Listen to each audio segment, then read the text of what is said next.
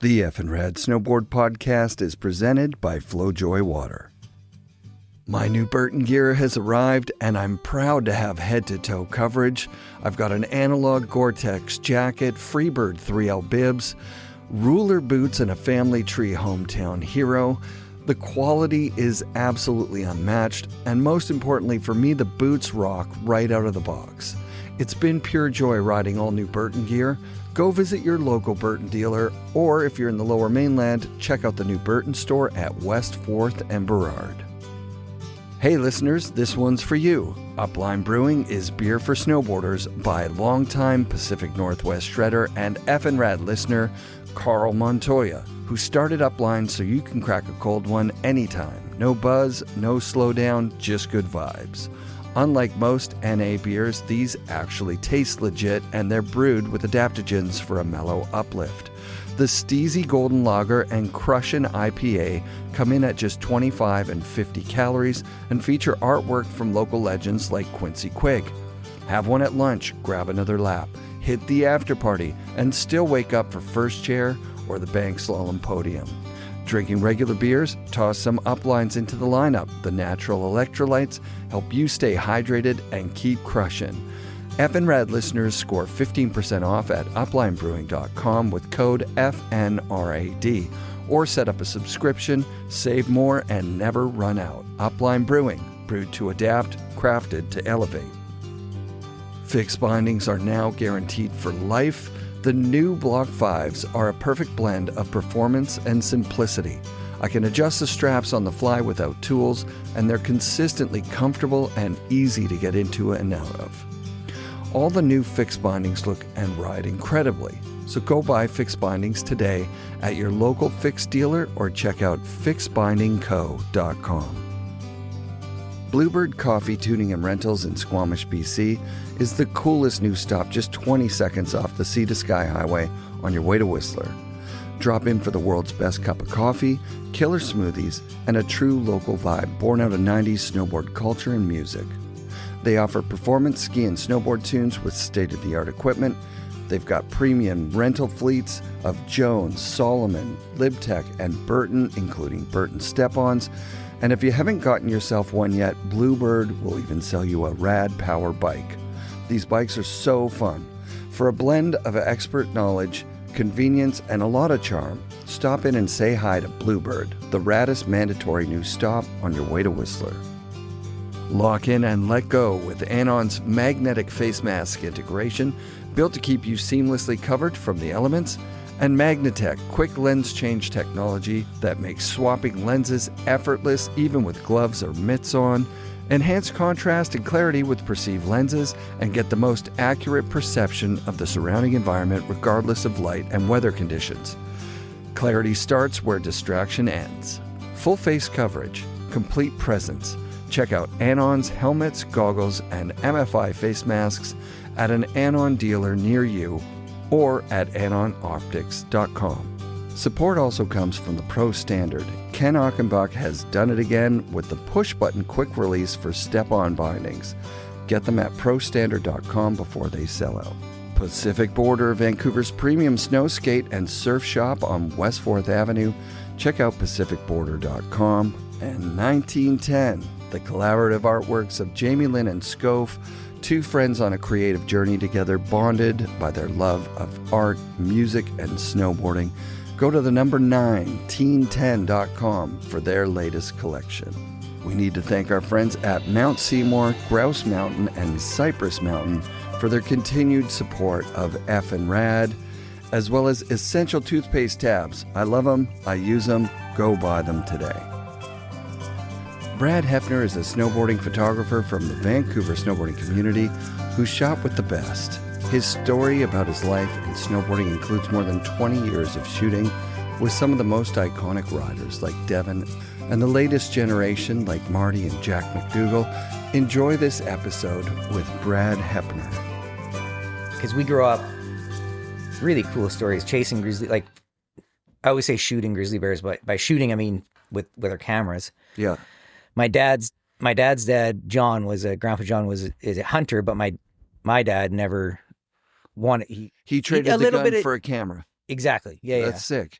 So, and we kind of grew up doing that. And I was just like, is there any like cool like stories from back like when we were, so he's like, well, you hiked, he's like, since you were little, you were in the mountains with me, obviously with me and my mom. But he's like, when you were 7 years old, you hiked the Golden Ears, like right to the peak. Whoa. And I'm At like, oh, 7. At 7. Yeah. So then when we were, I think I was, and then before that, like that was probably maybe the highest, but like before that it was, do you know Three Brothers Trail? Mm-mm. It's in Manning Park.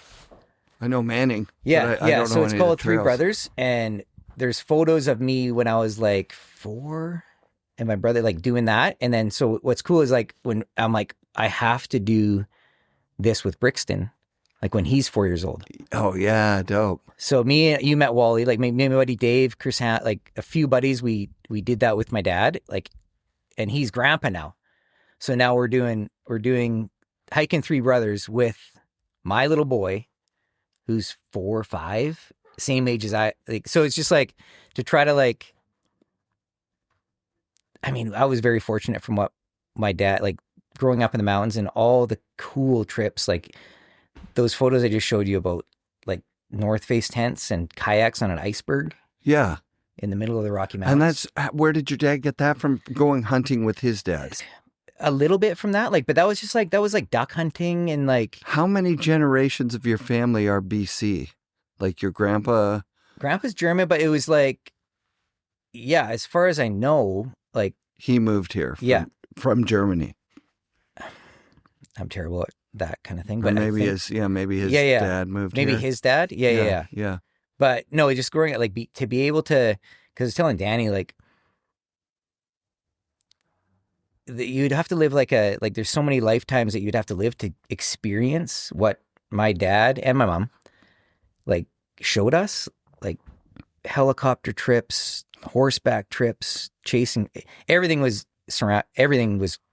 after grizzly bears. Grizzly bears was the kingpin. Like you had to, that was all we chased to photograph. I've seen, didn't your brother get a cover shot with a grizzly bear shot? My dad's gotten one cover shot of a grizzly bear in Peterson's magazine back in like Peterson hunting, like the 90s, somewhere in there. And send me that shot. I can send you that shot. Yeah. And then it took me, well, I mean, cover shot. It took me 20 years. Took you longer than most. It's longer than most, right? Yeah. And then I think my brother's got 8 covers now.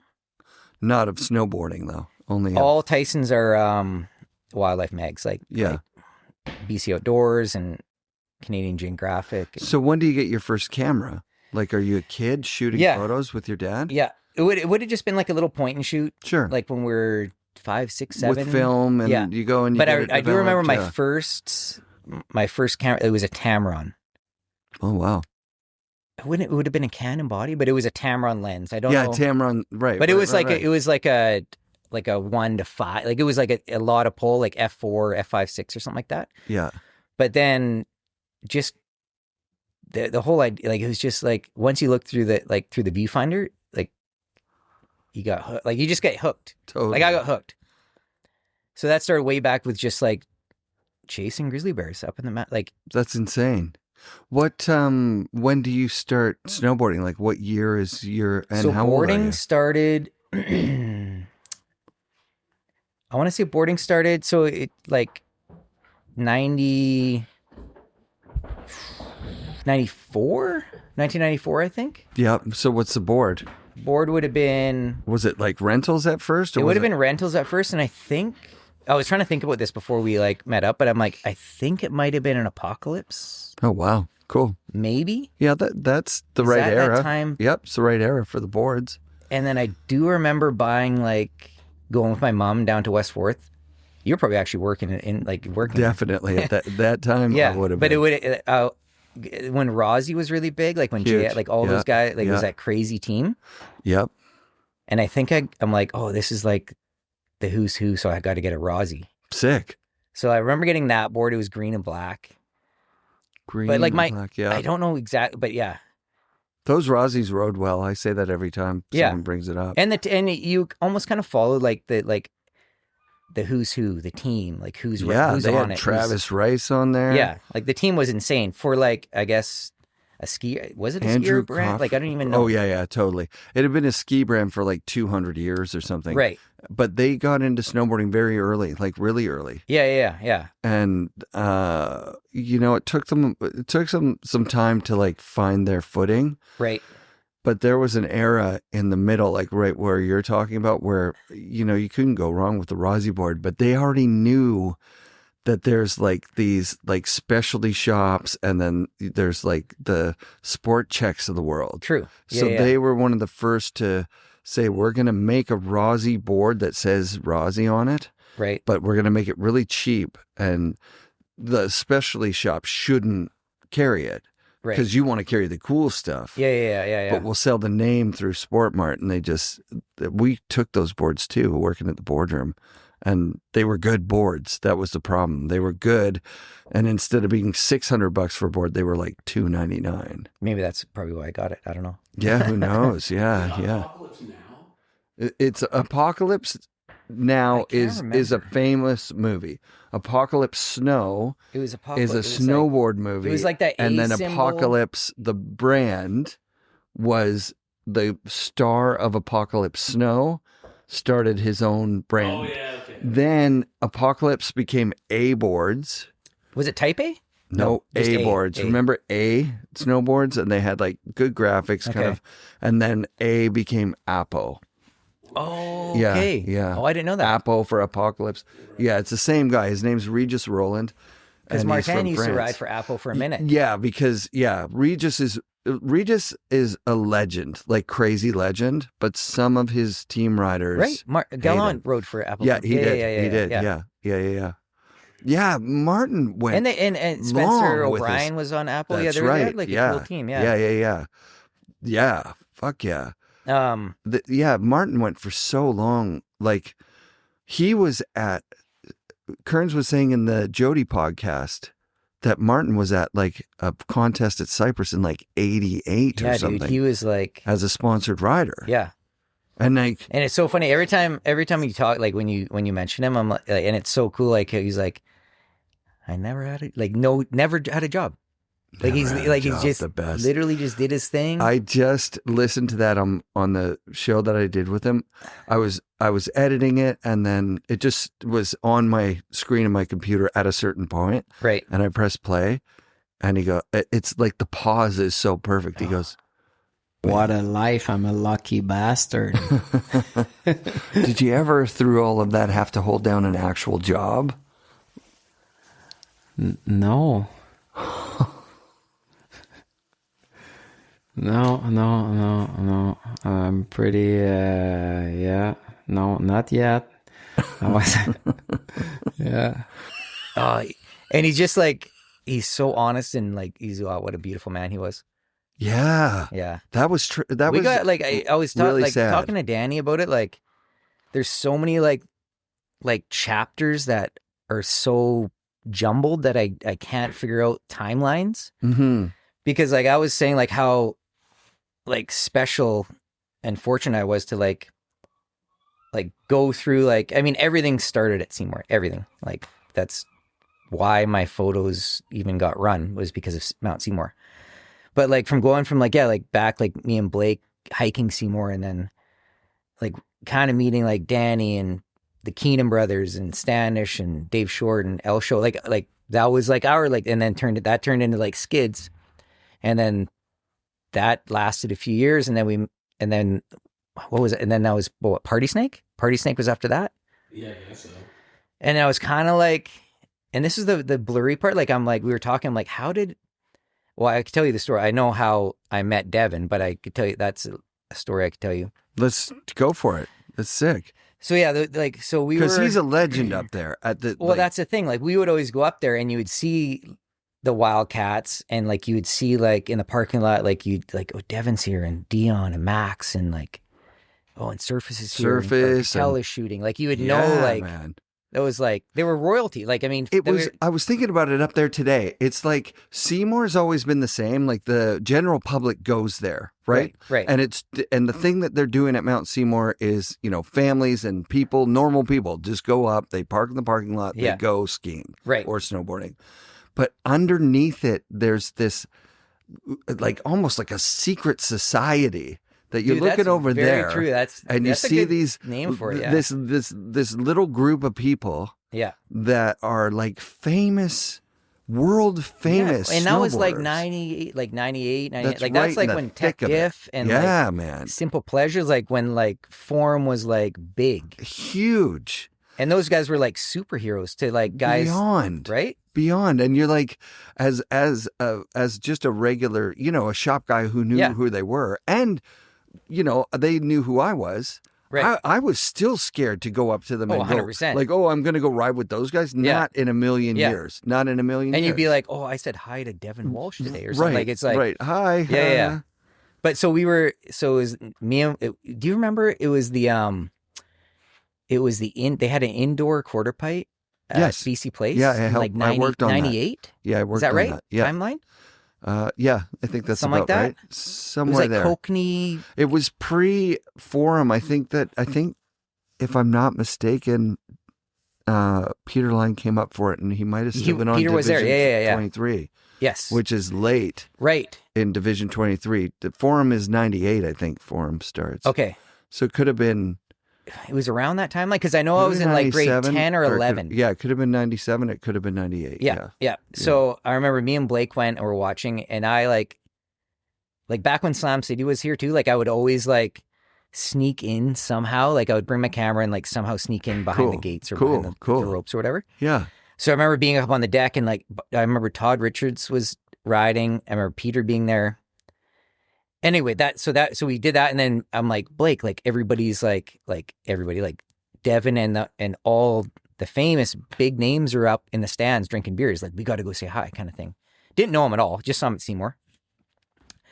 So I went up there and like, hey, my name's Brad, like whatever, just like introducing yourself. And Devin, probably to his detriment, I was talking to him today actually about it. He's like, oh yeah. I'm like, cause I was like, oh, do you ever have any gear like you would want to sell me or whatever? So he gave me his number. Oh, probably a terrible idea. That's so amazing and so Devin. Yeah. So it was like, yeah. From then on, like, so through grades 11 and 12, like I would hit up Devin, like that place that he had at the bottom of Seymour, like that townhouse. Yeah. And show up, and it would be like boxes of like Forum gear, Special Blend, like all the companies. And I'm like, and he would be like, he's like, if you sell anything, just give me the money. If not, just keep it.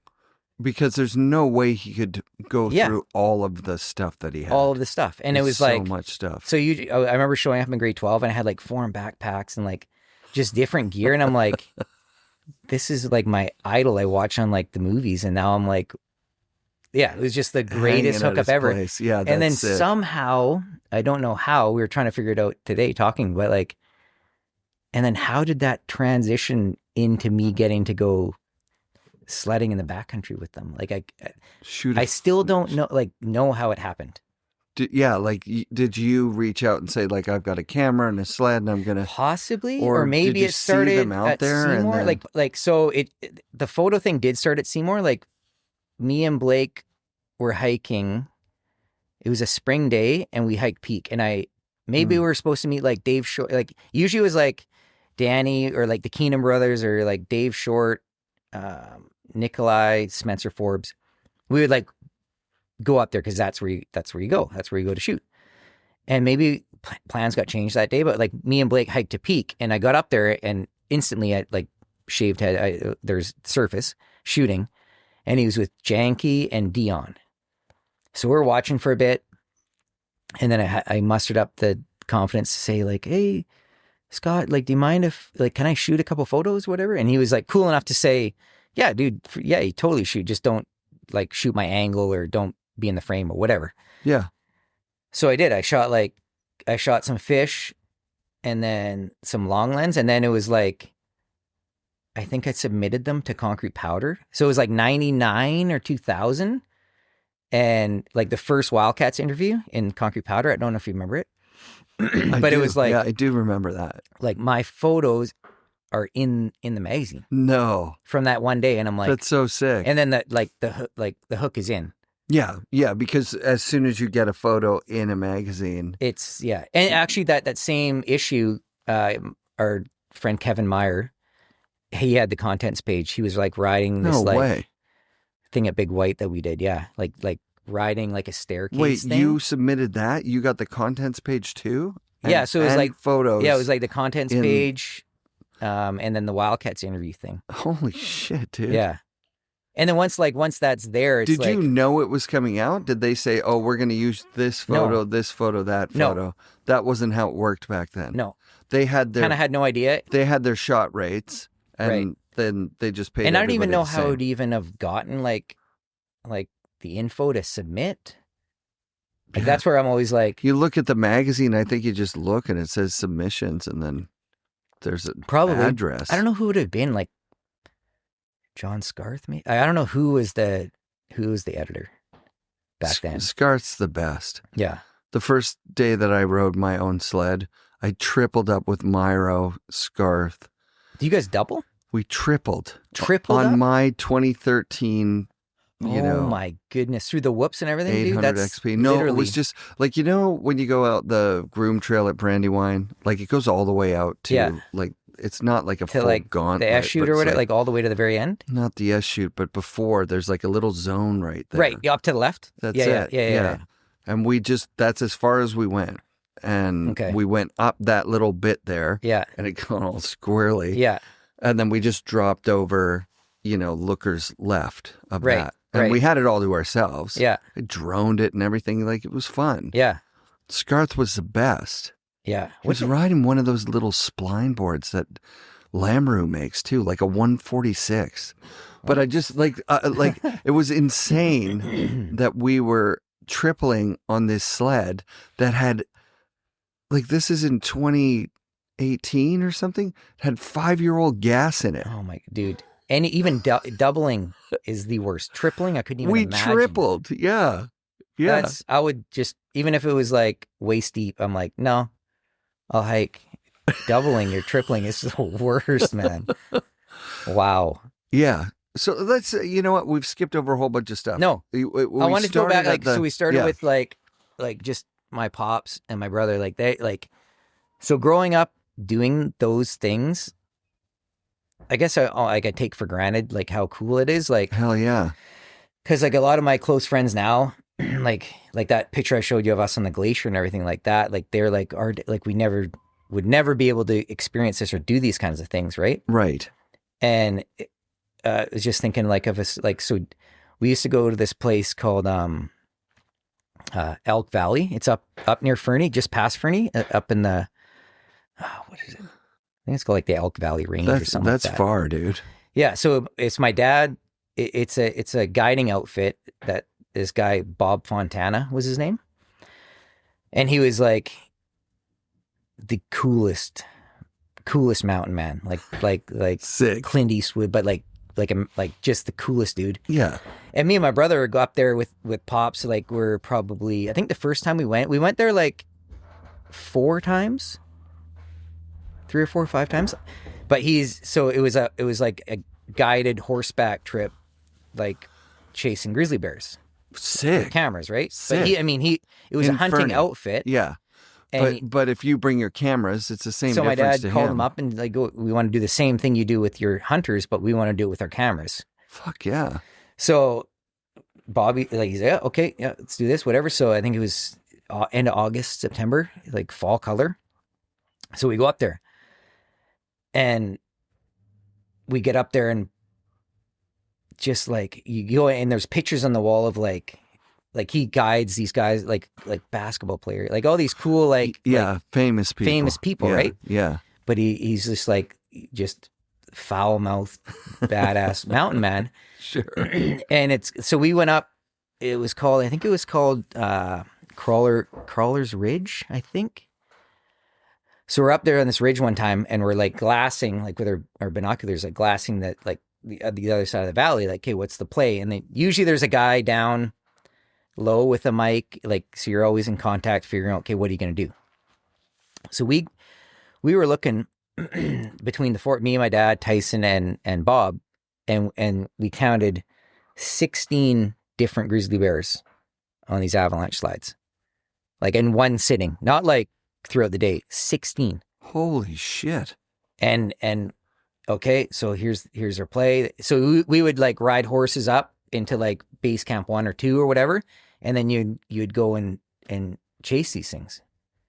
And these were hunted bears, so it was a lot harder than park bears, because park bears, like, you can get fairly closer, right? They're used to humans. They're used to humans, and yeah. But the Hunted crazy thing about bears, Bob right. was he actually passed away. We heard this story this is probably 15, 20 years ago, maybe. He actually was on a safari out in Africa, and he got charged and hit by a water buffalo. Holy fuck. And I think he died, like he passed away, but he died on impact from the hit. No disrespect, but what a way to go. Yeah. Right? Like, Yeah, I don't mean it. In But it was like disrespectful he was a way, but holy well fuck. known in the community around like all the outfits. Yeah. But like, cause you're like, my dad was like, there's no way. Like he's the mountain man, and he like chasing grizzly bears and being like, but then died like, it was just a wild story. That is wild. Yeah. When do you put... oh, man. Die by the sword. That's it. Yeah. Live by the sword, die by the sword. But then that kind of like, from that, like after that horseback stuff, we would do a lot of stuff like, yeah, we like do a lot of stuff up in just past Stewart. What's the like that like southern tip of the Panhandle, Alaska? Oh shit. Anchorage or something. Not isn't it? Anchorage. No, it was Hyder, Alaska. Hyder, Alaska. So we would go up there a ton as like like we would always do like from like springtime is bears, and then you do the elk rut, then you do the bighorn sheep like in November, and then Jonas go Wynn after. sent me a shot of him snowboarding with a field dressed bighorn sheep.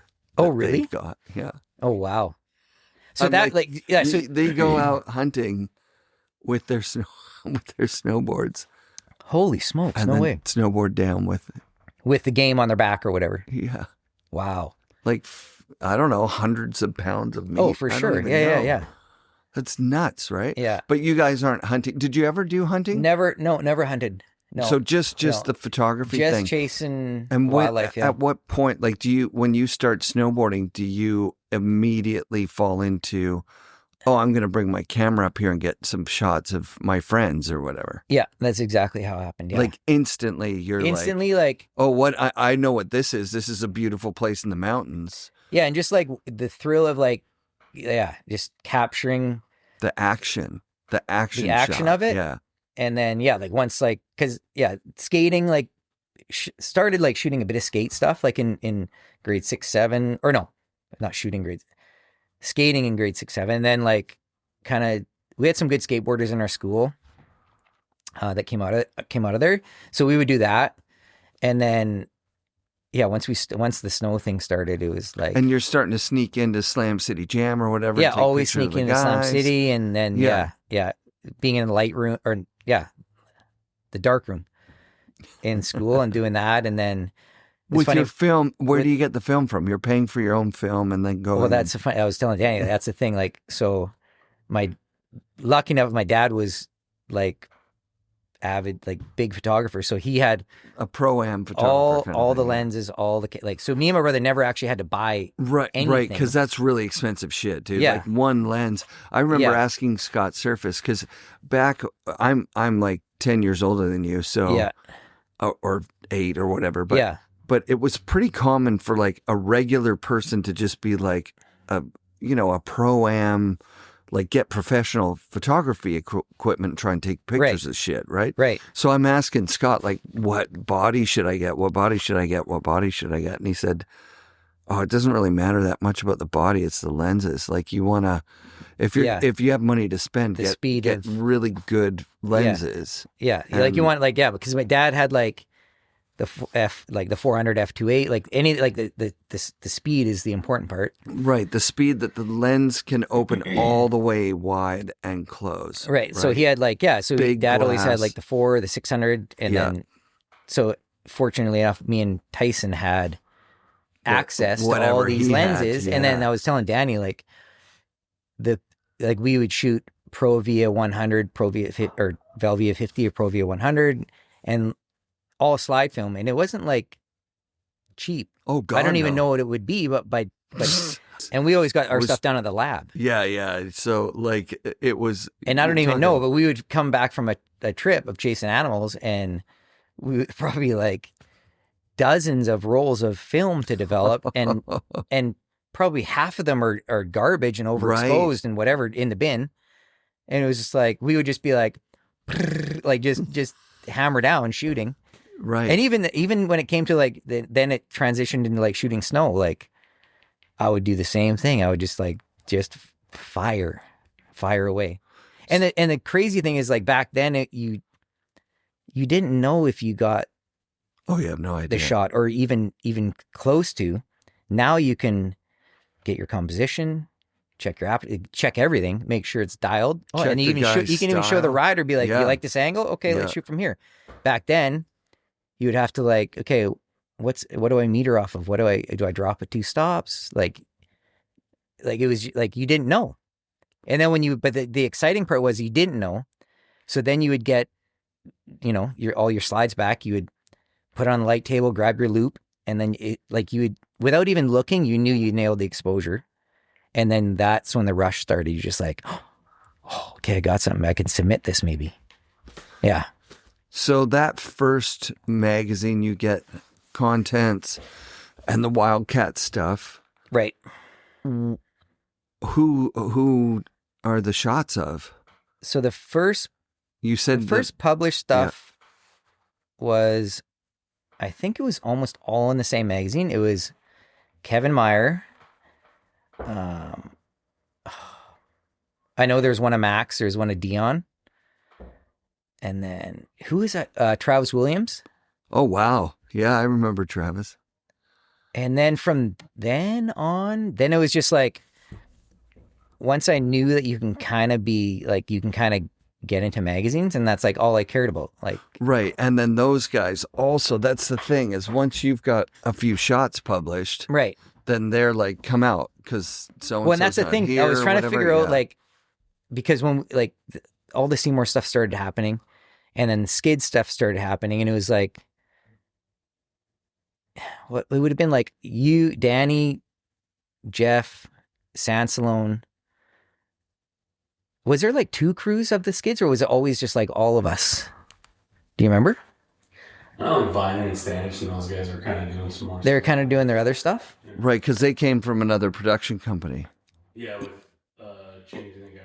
Yeah, because we did Changing of the Guard and Young Guns. Oh, yeah, you were a part of that, too. You were Yeah. shooting stills for that? I was they shooting make them on stills the for box that. and stuff? Yeah, I did like the box cover, like us. We rented horses and stuff. Yeah, I remember that. In White So Rock. sick. Yeah, that was cool. That was myself, Kevin Meyer, Damon, and then the riders on the cover was Nikolai, Jeff Keenan, Tosh Osaka, Oh, wow. Rube Goldberg. Sick. Who else was on there? I'm missing 2 guys. Shoot, can't remember. But yeah. Standish. I think Standish. Yeah, is there. Standish was on there. Yeah. But that was super fun too. But I was trying to I just hate how I just forget like chapters and like time periods. Of course, right. But I mean, we're old. It's going to happen. But that was right. because I feel bad. Like I asked Danny today, I'm like, do you like remember? Because I was shooting with like the Skids and like Kevin and like Yorley, like those guys would always be up at Seymour. Oh, yeah. And Spencer Forbes is like, he was one of my favorites ever. He just goes for it. Hey, remember? Dude, he went the biggest. He's like, of everyone. and- Devin and- goes huge. Yeah. And Devin goes huger than everyone. Yeah. Except Spencer. Spencer was like, and he was such like, we were thick as the, like we had so much fun together and like just trips and He and Scott were both a little bit quiet, but not quiet like Yeah. the other twins. Like the Simonian brothers were like super quiet. Right. Spencer and Scott were still like boisterous. It looked like they were out of their shells when they were around their friends. Right. Yeah. You Yeah. know? Yeah. Such great riders, the two of them. Oh, they were Yeah. awesome and super talented. Like Scott was like they were on MTV or Much Music or Sick, something like that. man. Yeah, they had like a show thing. Remember that? The two of them? Or The Hot Twins or whatever. Yeah. What? Yeah. Really? Come on. But they were so like that. It was. I was trying to figure What out a like time. like shooting like all of these like this Skids, Partysnake guys, but then I somehow got involved. I don't know how, but like getting to go with the Wildcats. Like I don't remember how. Or So why. do you feel like at that time, looking back, did you all of a sudden like you bail on your buddies and you see? go That's what I asked those Danny today. dudes? I was like, "Did you?" Because I remember thinking back then, these guys know that I'm like, maybe I made plans to go shoot with them, but then I got a call from whoever, like Devin or Cashin or something like that, and I'm okay. No, I'm going sledding with these guys because Yeah. they're like the bigger name guys. Right. And I definitely did that.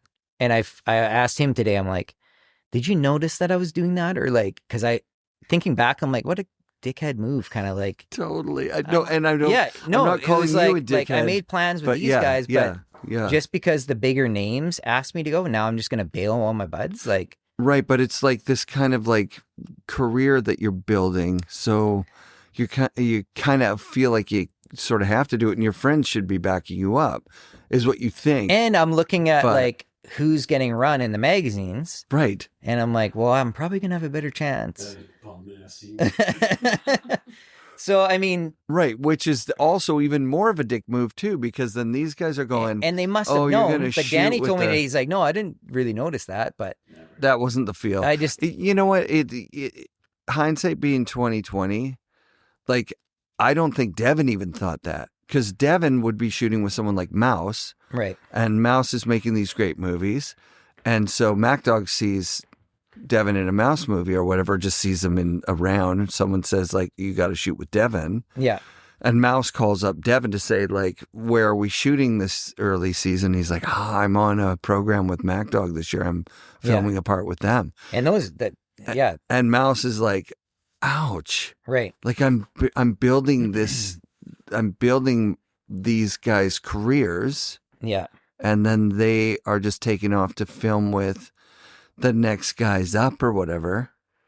I mean, he didn't complain about it. He just was like working himself out of a job because he's discovering the talent and bringing it up. Well, and then those putting it in front those of people. guys, like that was their job. Pull this over to Me, like this was like I love just doing it. This is your side hustle. Yeah, it was just like I didn't even literally. I would say if you didn't want to pay me, I would I would rather just have the photo run than get a few $100 for a photo publish, That's right? actually Like, something that's kind of crazy about any industry like ours, right? Yeah. Is that they'll pay you less because you're getting to do something great. You're not sitting at a desk yeah. in a cubicle. I just love doing it. I love like everything about it. Like us us hanging out, us just doing it, looking through that viewfinder and like imagining what could be of this photo and then getting it and looking through the loop and then submitting it. Like and being a part of a team. There's only you have to be a part of a team to do that. 100%. There's no photographers that went there with photography skills and shot from hidden in the bushes or something. Right.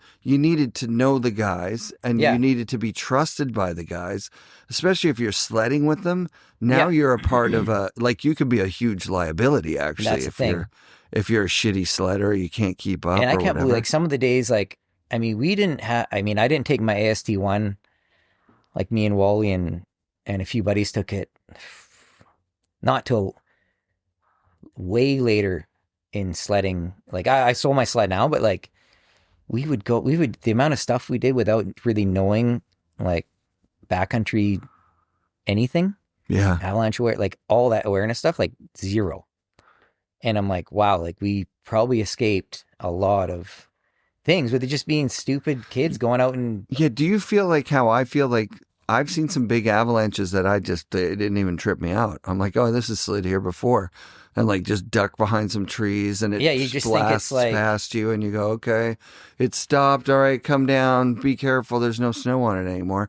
But not like, oh my God, we almost were killed. I haven't had no, there's one. Well, the one that you and me and Jeff came down from what was that? Was it Chocolate Bowl? No. Yeah, it was the whole thing. The whole, there was like Oof. chunder or Yeah. we don't even call it chunder. There was literally Freight train size pieces. like buildings of slabs. Like it was insane. Whew. And it just means you got there too early. You didn't know what you're doing. Right. Still Yeah. snowing. It's warming up. Something's happening. Yeah. And But back, we would just go all the time without even there was no thinking. avalanche.ca. You couldn't check out the conditions. oh yeah, you have your peeps. Yeah, I got my peeps. Like, it's just okay. Do I know how to work it? No. Oh, We're just going. Oh man. But that was I guess that's early. That's early on. I think right. we kind of maybe figured it out later on, but Yeah. Everybody was. I mean, even still to this day, I'm pretty dangerous out there. yeah. My Well, do you gear still have a got. sled? I don't have a sled. No. No, I just mean in the side country. I'm like, Well, my that's the thing. I stuff would got never, stolen, so I was going with no backpack for transceiver, couple of times. probe, or shovel, and the only thing you brought is a shovel to build something with Seymour backcountry. Well, Seymour, I was looking at did any it of that. today, the way that it is, like, I've only ever seen something slide one. I mean, obviously, when you that big face up peak, yeah, that goes weird, just it slides. But I don't even know how it slides, and I've been. Dead Sailor slid once, a few years back on Yeah. TJ that we were shooting something. Oh, I remember the footage of it. Yeah, it was no one got. It was me and Demo and TJ and Marty, but yeah, nothing happened bad. But it's the first time I've ever seen anything slide there Yeah, like that. TJ, I'm sorry I called you You did? Sam the other day. Who? TJ. I called him Sam. I just was Sam? like, yeah, Sam, so confidently. And then we met up with Sam Weston, and I was like, oh, fuck, Sam, hey, how you doing? And then I'm looking at TJ like, what the fuck's that guy's name again? I'm just old. Yeah, I'm just yeah. old, and I don't know him that well. But Right. I know he's the greatest. Yeah. He's one of my favorite, just personalities. Love Sam. TJ. Yeah. Both of them. Yeah, Both yeah, of those yeah. guys Yeah, are yeah, actually yeah. similarly, really sweet and nice. Right. Yeah, good style. Yeah. Fun to ride with. Super.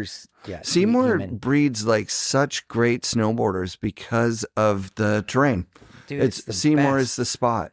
It is. Seymour is a park before there were snowboard parks. It's like a mini little skate park. Yeah, on I mean snow. it's a giant skate park. Yeah. Right. It's a mini snowboard park. right. It's just being up Brockton and looking, every single thing is a feature. Yeah. Everywhere. Everywhere you go. There's cliffs, there's jumps, there's Yeah. tabletops, there's Everything. nubs, there's gaps, You there's can always everything. find something. Yeah. And half the time it's over a tree. It's really And that's why everybody even last year, Arthur coming here, yeah, that was fun. you see all that session up there, Kuzik was it was everybody who's anybody. Yeah. Raibu was it was crazy. You were there the day before. I went up the second day, okay. and in the dark run, he hit this thing. Yeah. It was super huge. Yeah. Josh from the park staff was also hitting it super huge. Checkerboarder guy was there. He was hitting Okay, it huge. It puts it in perspective. Oh, he's probably hitting not Cash inside. He was hitting Kearns on the left. That one? No, it was down dark run. It was, I don't even know the names of anything there. But it's, when you're, Yeah, I don't know that. when you're name in of that dark run, there's a couple of, side Right. hits that can, Has any names on it? one. I don't think there's any. Yeah, names. yeah, And you know yeah. what's super weird? That I was. Do you know that there's a name for McGuire? There's names for everything up there. yeah, Dave Lee. Devin doesn't have a jump named after him up there. Oh, I never thought of that. There's no Devon. There's no Devin. So we were Huh. this is Should just what- call the whole Mount Seymour should be just called Mount Walsh. City Booter. Yeah. So we this is probably three years ago. We were up there and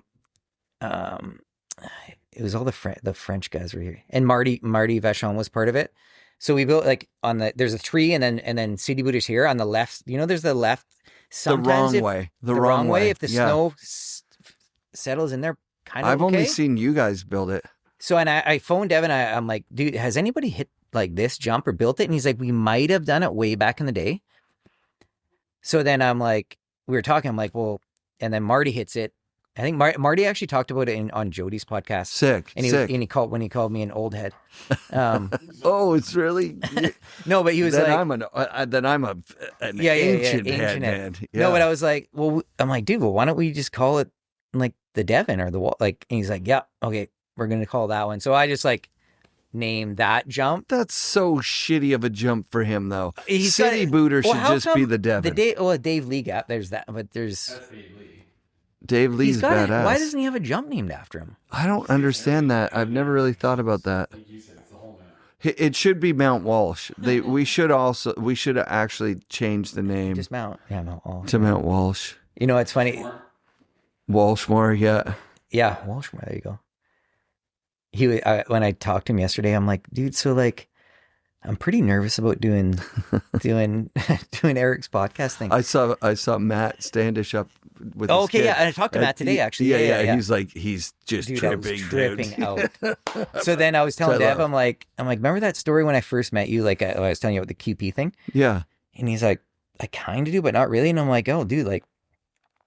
And then I'm like, is there anything you think I should say or whatever? And he's like, which is weird. That's the weird part too. Is like, this is a guy that was everybody's here, like the best snowboarder in the world. He still is for so many people. Right. And yeah. I'm like bugging him on phone calls. Like, oh, do you have any gear? Do you have any, all this stuff or whatever? And now I can like, just be like, now I make fun. And like, now I just joke with him, make fun of him, whatever.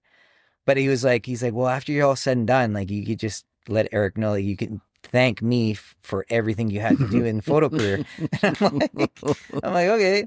I guess that's kind of true, but their sense of humor, right, between the Wildcats especially, but even the Seymour kids, the sense of humor that was there, right?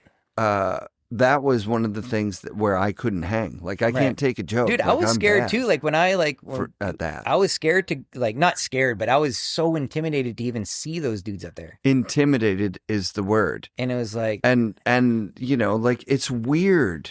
So, like, if you just barged the group and you were like, Dow, how's it going? Now you're hanging with Dow, trying to. Yeah.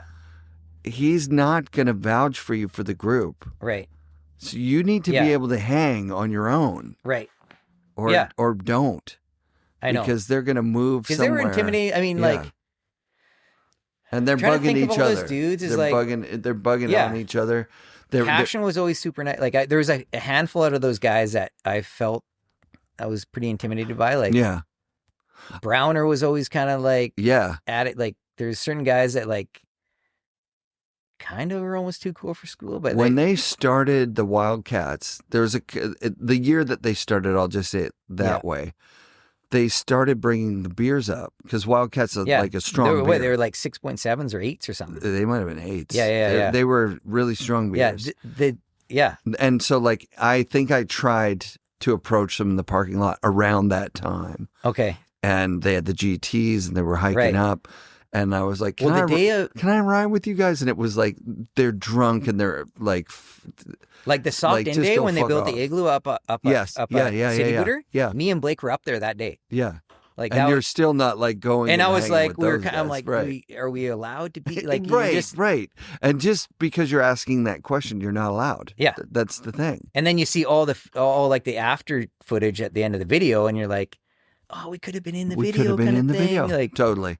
But that's how I felt. But I also knew that I came from a place in Ontario where we didn't have the rules of like the real thing. Right. So I rode with Devin and Roberta and Dow in Montana one time. Okay.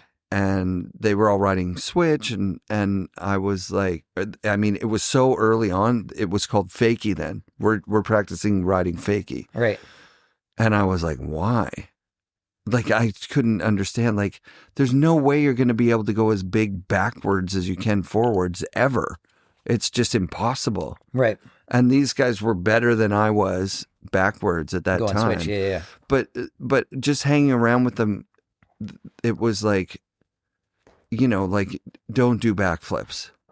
That's before the Wildcats. Yeah. It was like, don't do backflips. Yeah. backflips are a circus trick. That Yeah. you're not going to get anywhere if you're just going around doing backflips off everything. Right. So I stopped doing backflips like completely because that was my circus trick. Right. And I Was it like, like legit black or like sluggo roll or like legit backflip? Mine were actually weird where I would open my body up this way and then come back down. You know what I mean? Right. Like turn sideways off the jump, do a backflip. And then, now I think those are like kind of, they're doing it. well, when they started doing Wildcats, I was like, fuck you guys. Like, what was this don't do backflips thing? But the Wildcat's more like style. It's more like it's sideways it's a good style with a nice grab and yeah. But it was also like tongue in cheek, like who gives a crap? Yeah. We could do this off anything, especially if you've had 10 Wildcats. Then you just start going upside down. Backflips are easier than a 360, right? Like you land on your tail, you just ride away. Or you land on your collarbone and break it a bunch like I did. Well, that's if you don't make it to where you do the backflip, right? Like if you do the dive down and you get badly hurt when you do the first one. What am I doing? I tried it in the spring before. Have you done them? Are you one of the guys? No, tried them? I've definitely done them. Like okay. I mean, when I was in my 20s, like sure. Probably I couldn't spin. I had a back one in the first Skids video. I like up at Grouse. It's my claim to fame. I always show my kids. I'm like, yeah, your dad was in a video. That's so sick. But a back one up at Grouse. Yeah, it was just like off a roller. Or? No, it was on that. Remember when Grouse always used to do like those crazy events, like big awesome hips, builds. big jumps, Twin Towers. Yeah, the cool shit. So it was off that one. Wow, and man. it was like a floaty, like trying to imitate Devon style, like just like hands up, like. Man. And I'm like, yes. I mean, like it was in the Friends part of the Skids video, I think. Friends part of Skids videos, friend part of Wildcats videos. And like, because I usually never ever did them because I was always I was shooting and I suck. I can't do any tricks like the rest of the guys. Sure. But then Wildcats were like, okay, it's just literally just pop up, grab indie and easy, right? Used to be able to do it. So easy. And I had it a couple years ago. I did one, or I was trying them at the Seymour thing, and Logan Short and Devin were on the chair, and they must have. And Lars was actually filming me. And I'm like, I got to get this. I'm in my 40s now. Like, I got to get one. Ended up getting one, but one of the ones that I didn't get, I hear Devin yell from the chair. He's like, "Aren't you too old for doing that thing?" Like, dude, you're older than me. And so it was like you're having this guy heckle you from the chair. But no, I tried it last spring and it was a no-go. It was a no-go. I think it was broken collarbone. Yeah, I think that I think that I've definitely ate shit on the last couple that I did, and that's it. I'm not doing it anymore. I didn't go out like a fucking star. No, there's no more of that. It's literally just riding powder. Like that's it. I don't think that it's gone. I think I'm gonna do one. Don't you feel like you'll do one again? You talked me into it. Yeah, some pow day when you just see the big kicky thing, not on a park jump or anything. Yeah, no. If we just build like that one that we built like over a Mystery Lake. Like that would be a fun zone. Like, oof, that's big. That one was rad. Yeah, that could be fun. I don't think I'd backflip that. It's too steep on the landing. But I mean, now I want something that goes up, like what Dave built today. 57 built one, goes up. It's short, and then it's got a nice down to land on. It literally makes it like it just does it for you. Yeah, and small. That's the thing. I'm not saying I'm going to do a big one. Yeah. That's too big. The thing we built on Mystery Lake's way too big. That's true. Yeah, that's just honestly, hanging on. I'm going to stick to powder. That's it. I'm going to stick to powder. Dude, it took me that like I finally got to do Japan last year. Yep. That was your first time in Japan? First time, man. Yeah. Oof, you nailed it though. Yeah. It was me and Joel and Dusty, and then a buddy that rides for actually Salmon Arms. Rad. Ryu is his name. Yeah, he lives there. So he actually he goes off too. Yeah, he's a ripper. He's such a beautiful man. So nice and kind. Like he actually came up. I think he's from where? Sapporo maybe. But yeah, he stayed with us and he was like our guide and. How lucky to took us to all the zones and all the zones. Oh, cool. Dude, it was magical. That's such a rad place to be. Is it the same year of JF's birthday? The 40th or the 50th? The 50th? Or was that 2 That years was the year ago? before, I think. Yeah. Time goes by so fucking But it took fast like now. it was a dream of mine to go, and finally, this year's epic too. Like That's 3 years in a row of like badass epic. Like yeah, last week of January, first week of February, like really good. Really good shit. yeah. Yeah. No, it was. I want to go, man. You got to go. People have said it's a little flat. Like flat, like terrain. Yeah.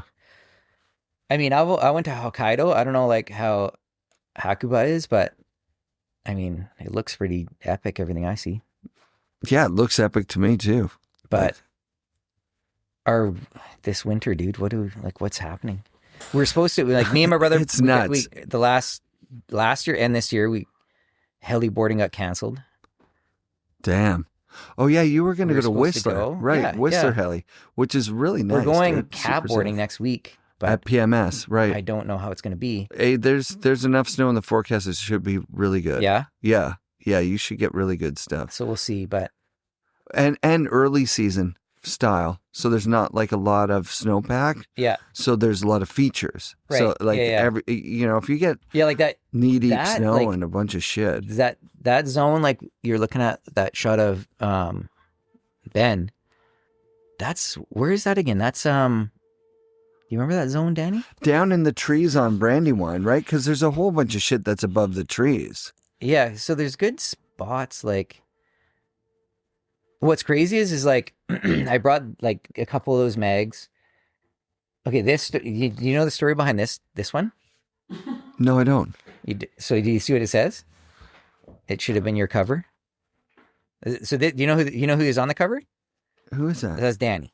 Oh, sick. So that's Danny's cover. So the funny story behind this. Let me hold it up covers- so we can cut to it. So that's a funny story. So that was a day that we were up at Seymour, and Ika was just Ika, right? That's Just not Ika and City Devin? Booter. That's one of the. That's It's a whiskey hit, right at the top of the top peak. Yeah. I've So- hit that with Yurley, yeah. So it was but that me not and like Devin that. and Ika That's fucking good. hiked up, and I think we built it. Was it already built? Do you remember? No, we built it. Okay, you built it. So we got fogged in, and then we like literally just had a couple beers and like, okay, we'll come back up tomorrow or something like that. And I'm like, okay. And then I think Devin called me that night, and he's like, yeah, so we're gonna hike again tomorrow and build it. It's supposed to be really good. Yeah. And I'm like, because we have a construction. Like my dad, I call my dad. I'm like, do I have to work tomorrow, or can I get the day off? No, we're busy. Got to work. Whatever. I'm like, oh my goodness. Okay. So I'm like, Dev, I can't go. I'm like, call Evan, ECS. Sure, Evan doesn't work. I don't know. He was at the golf. He was at the golf course. So he's like, oh yeah, for sure. Evan goes. And I remember working all day, and I'm looking up at the hill, and I'm like, oh, it's perfect. Like they're gonna get the sunset. It's gonna be like fabulous. And sure enough, like I think the following spring we had the first baked salmon, didn't we? That Haranga put on. No, second one. Up on Second one, yeah, up at Brockton. I remember the second Yeah. one. I don't really remember the first one. The second one was height. It was through dark. First one was Okay, yeah, dark. so it was the Winds. second one. Was the second one the one where went through a tunnel? Tunnel? Yeah. Yeah. I raced that one. That was Yeah, so fun. yeah, I raced that one too. Yeah. Yeah. So I remember seeing Evan with like this big thing with like a garbage bag over it, and I'm like, okay, he's doing some sort of release, cover Yeah, you release gotta or cover. something. And I remember like, okay, thing's done. Whoever, I don't know, whoever's on the mic, D-Watt or something, and then sure enough, he like pulls off the thing, and it was like this cover, and I'm like I was. Literally, I think like I almost cried, or so, I don't know. My emotions were so insane because I'm like, that's why Danny wrote should have been your cover.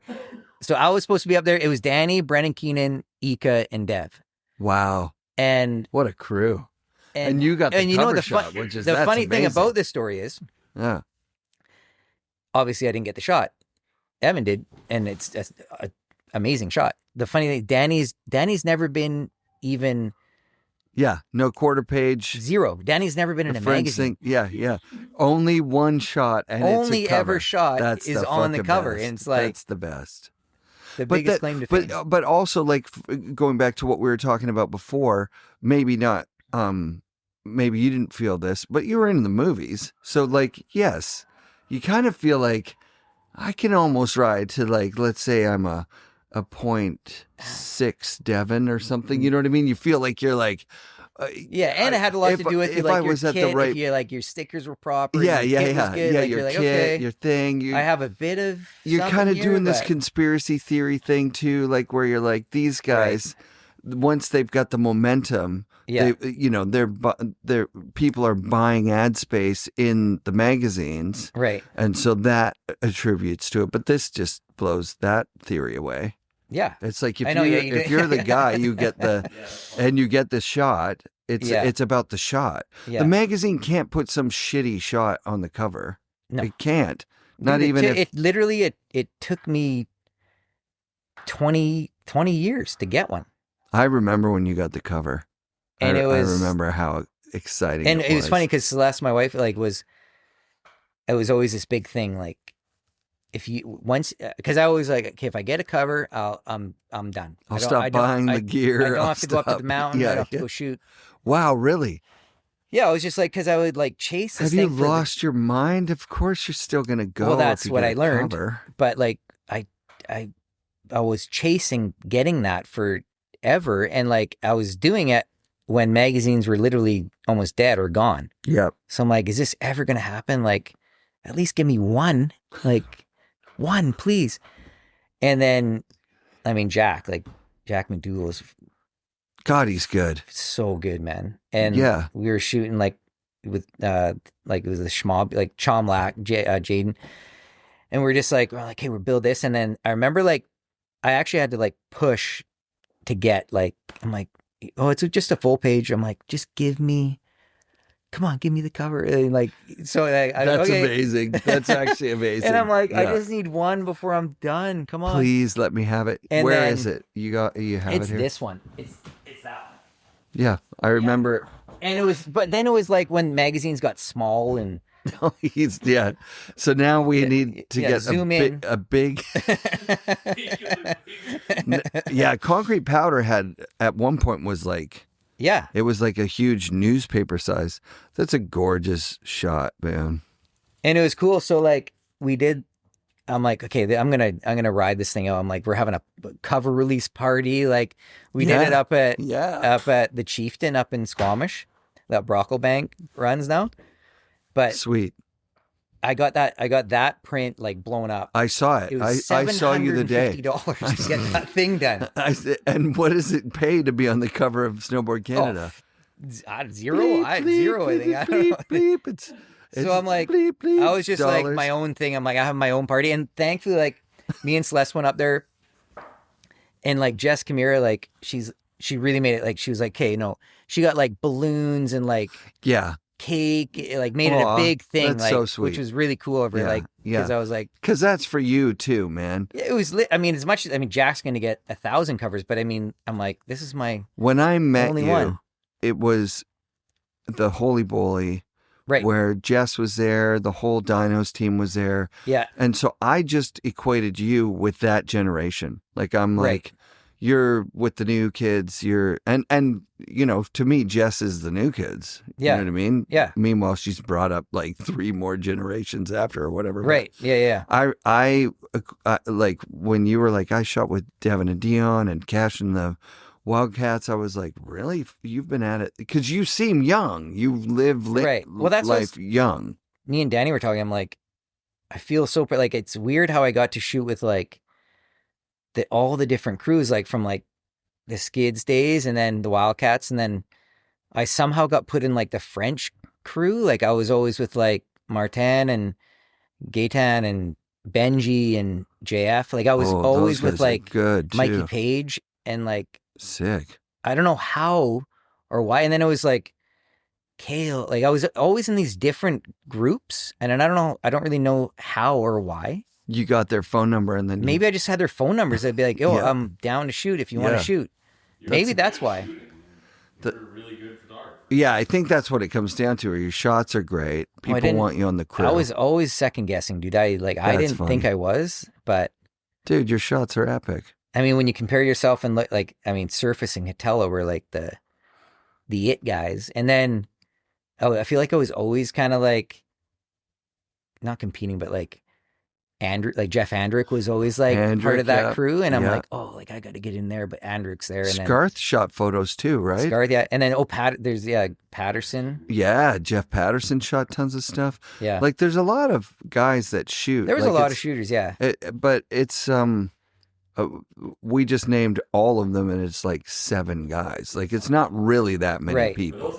ECS, yeah. Those guys had a stronghold on it, yeah. And now, I mean, like the Catellas and the Surfaces, like of and course. Dano, and Dano, right. And those guys are gonna do what they do.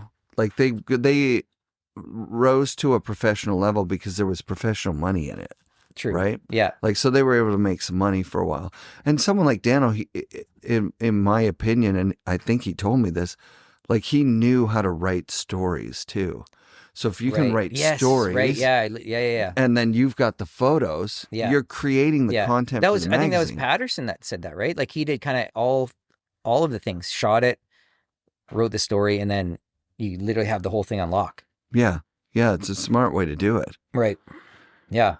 Yeah, there's this guy Mike Fraser's shooting photos as a media guy for Cypress. You know. Okay, I know. I think I know that name. Yeah. And when I got that wired board that Rob made for me out of the wood off the lake, we went up for a day with Mike, and then he sent me all the photos, and I only cared about the snowboarding ones. You know what I mean? The lifestyles ones I couldn't care less about.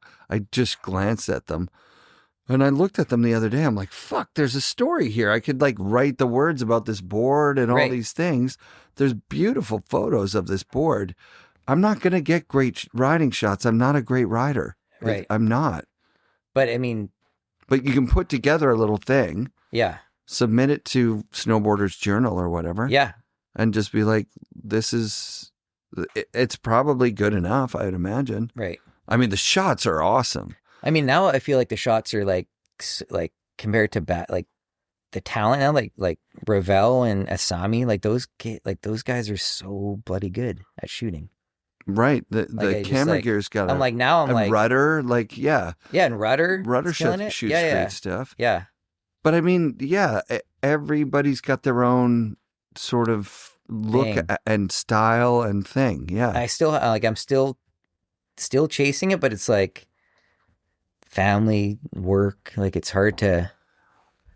That's one of the things is that like there wasn't a viable avenue for you to make a living at this after 2008, essentially. Right. And to be honest, I didn't really care. Like, I just loved doing it. Like, yeah, when I met you, like the paycheck to me was seeing something in a magazine. I didn't care if a full page is 4 or 5, whatever it was. Like that didn't matter to me at all because we had our family company that I still am part of. Like, so that was just like a bonus. It was like that extra ego boost. Like telling Celeste, I'm like, look, I'm in the mag. Like it was just like a cool. I just loved it. Like it was just. I think that's why you got to shoot with so many crews is that you loved it. Yeah. I think that's what it comes down to. Yeah. You don't want the guy on the crew that's shooting the photos to be thinking of himself and money and that kind of stuff. Right. You want him to be thinking like, this will make the best shot. This will do the thing. Or a combination of it. I know that Surface shot an early cover with JF. Okay. Pelchat in that classic Martin way. Yeah. Like where they were building the jump and he just found a spot where the light was good. And he's like, if you jump off this to flat, it's going to make a really good shot. And JF's like, it's not even big and to flat. Like, what are you talking about? Yeah. But then he did what Surface said and it was a cover. Yeah. Yeah. Well, even that little popper that we were just talking about, like that little tranny finder that's like 4 feet long, like it was nothing. Oh, the shot of you. Yeah, it's sick. It looks great. But yeah, just little, if you have, It's inspiring. That's the thing, is that if the shot makes you want to go snowboarding, it's a great shot, right? Like if you look at it and you go, oh, fucking miss those days. Yeah. Where you're out with your buddies and you hit a popper. Well, and those were the best you're up things, in like the those air. Yeah. backcountry days in Whistler, like sledding, and then just like after you film, like you morning light, and then the afternoon you lunch, and you're just like sitting there laughing at like on the sleds, and I don't like think I ever laughed on a sled. No? I was so gripped. I was like, what are we doing out Dude, here? I'll tell you my scariest sled story. So this was like maybe 6-7 years ago. Like pretty like, I think decently, like I was sledding pretty decent, I think. So I was like getting into like, oh yeah, anything to get like photos run. So then there was this sled magazine. So it was Sledder magazine. So Cody McNulty was like, oh, we're going up this zone in Pemberton. I think it's called like Project X. It's a weird Project X or something. And he's like, Munster and Yorley are going to meet us up there, but we're going to go up first. Okay. So it was after a crazy windstorm, and like the snow was weird, and he was breaking trail and I'm following him, and we're like up this cut line, and like half an hour in, I got like bucked weird. Like my track went in, and then I got bucked, and I went over the handlebars, and the sled ran over me, and it went like one of the skis went through my like camera pack thing. Oh shit. So I was like, the track's back here, and I was literally like pinned my helmet to the side like this, and I was panic mode. Couldn't move, couldn't do anything. And then just literally like zero noise. Cody's gone. He doesn't know that you're... Doesn't know I got bucked off. Oh, fuck. So it was like, I'm laying there and I'm struggling and I'm trying to push and trying to get out of this thing, and couldn't reach my radio, couldn't like contact him. And probably like 20 minutes, I want to say, like 15, 20 minutes goes by, and I'm hearing snow. Like, we're not in like Abbey zones, but it's like, you hear stuff moving and you're like I'm freaking out. Finally, I hear a sled come back, and it's Cody. And as soon as I hear the sled, I just put my thumb out to the side, like let him know I'm okay, right? And he tears the sled off me. He's like, Brad, you okay? And I'm like, I'm okay. Like, whatever. And he's like, dude, he's like last year, this exact same thing happened to my friend, but he landed face down and he suffocated and died because he was fuck. He was trapped in the snow. Yeah. So that's how the day started. Oh God. So then we keep going. We get up to the zone. Like Munster and Yorley Ricker show up, and we shoot this really cool thing. They're doing those like big backflip, weird, whatever they're doing on their sleds. And okay, so no, halfway up, I'm getting stuck, and we're like boondocking like through the trees and stuff. And halfway up, I'm stuck, and this guy comes down on another sled, all in black. And he goes, Heppner? And it ends up being Leyland. Aaron Leyland's up there doing something. Aaron's also awesome, by the way. He's a phenomenal sledder. Yeah. And he looks at me, he's like, what are you doing up here, dude? I'm like, I'm coming to shoot with the guy. He's like, dude, you have no business being up here. I'm like he knows your sled skill. Yeah. Like, I was decent enough, but this zone was not for me. So we did the whole thing. Finally, like, it was hell getting back down. And those boys load their sleds. You good, Brad? Yeah. I'm like, load my sled. I'm just going to take my time. It's not even a parking lot. It's this weird little... So they're gone. And I literally, I phoned Celeste and started bawling. Yeah. I could barely even function. Like, the amount of stress and emotional, I was just like, I am never doing this again. That's unreal. I had the same exact experience, not with being pinned. Yeah. But, we're looking across at this zone in the sun. We got there early. Yeah. Nobody's been down it. And I haven't been explained what I was looking at. No one explained to me, we're going to be over there in 45 minutes. So pick your run. Okay. They were just like, what do you think of that? I was like, I think that looks insane. Yeah.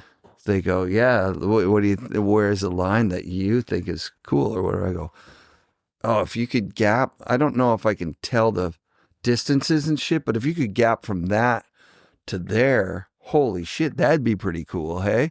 And they're like, yeah, that'd be pretty cool. Well, 45 minutes later, I'm on top of it, and they're like, remember what we're looking at? And I'm like, not really. All I remember is where not to be. Like I was looking and going, not here.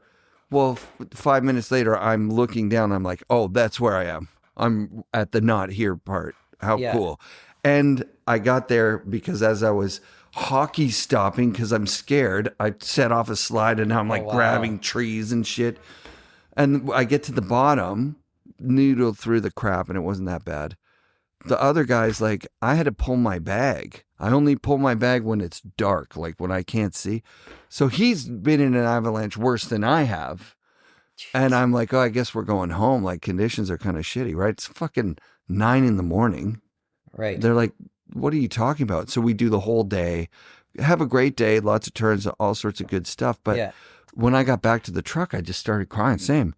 I was just like, that was too much. There's something a little too much about it. Way too much. I mean, the avalanche, I guess, and not like, I didn't have a radio, everyone else did, so I felt like I wasn't really a part of the group. And the stress of like and then whoops on the way out too, like wah wah wah wah wah, and you get it back and you're like, I can't fucking believe how hard this is. Stressful thing. Yeah, dude. Yeah. Like worrying about Abby's, worrying about the weather, worrying about the shot, worrying about digging out, worrying about, oh, am I going to get help if I get really stuck? Like everything about going back there was like so stressful. Right. And then even though I can guarantee you, because I have video from that day. Yeah. I had some of the best runs of my entire life. Yeah. Did some of the best turns I've ever done. Linked the longest lap of my life of just bottomless powder. What I remember is that little slide and the stress and the crying in the car. Yeah. I don't remember the rest of the day. I actually said that to Devin, was like, how do you even, he's like, dude, every part of going sledding for me is fun. I get up in the morning, I make myself a nice coffee, I'm driving up the road, listening to good music. It's fun to take the sled off the things, you know, like the sound, the smell, everything. I love it, everything about it. Well, and you're getting the danger pay paycheck and you're making some good coin going up there. yeah. Like for him, it was enjoyable. Yeah. For me, it was like, I felt like I was leaving late. I mean, when you do have those days, though, there. it's I never had phenomenal. one. I never had one. Okay, I had epic, endless days. Yeah, of course. It's it was probably 90% good. 90% good. Oh my god, I went 6 days with my own sled. That was it. Oh, 6 days. Yeah, I got my first one in like 2002. Yeah. Something So like that. before the geometry changes in 2008 or something. So I had like that, right? Yeah, because it was one of those like Summit 700s or like the stupid couch ones, and then I got the Rev in like 06, 08, no 08. Oh wait, they start with the Rev. I think I might be wrong. I don't know much about sleds. 06. Yeah. Yeah. And the ones in 08 were like pretty good. Yeah. And then the one I got from 2013 was like, that's what Martin had. He just kept it the whole time. Right. Because it works. Like, totally perfectly fine. No, yeah. He's a unique motherfucker, first of all. I don't even. Would you ever take the road up from behind, like where his house was or whatever, that way? Or would he go up and park in Brandywine? I think we might have done that once. He had like his own like secret access from like where his house was. Up and over the some way. I don't, that's why it's like my memory's so bad. But yeah, there was, and I don't get how, like me and Martin would just go like just the two of us, like be like, he's like, I have this idea, let's go. And his favorite mount was Mount Fee. So he wanted. It has such a cool look to it, hey? Oh, Fee's the best, yeah. So he had this idea. It was just, it's that video I've sent you before. I've put it up on Instagram. It's like, he thought it was a cover. It was his brother Pascal and Gaetan.